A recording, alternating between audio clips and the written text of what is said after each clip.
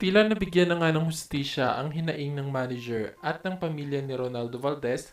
Ito nga ay matapos mapabalita na di umano'y tinanggal na sa serbisyo ang dalawang pulis kung saan sila ang utak sa pagpapakalat ng video ni Ronaldo Valdez.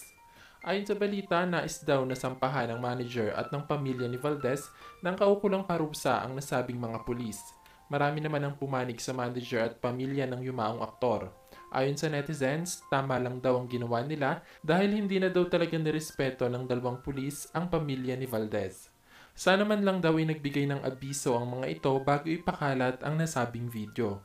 Sa ngayon nga daw ay kampante na ang pamilya at ang manager ni Valdez matapos masibak ang utak sa pagpapakalat ng nasabing video.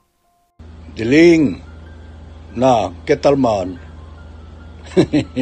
amoy agane si kuando pasti chini COVID naara pa kita ya pwede mangkwento sinumay pasilya masi kuan sal nombre de si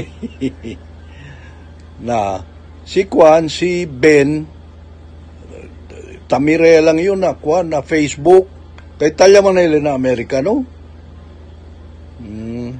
tugale kuan ko sa kwanto ba anak 5 ba na tali siyempre na tumaga na bueno na el kuan el marido dituyo ketal man okay man pensaba Italia kamo na kuan na Bulacan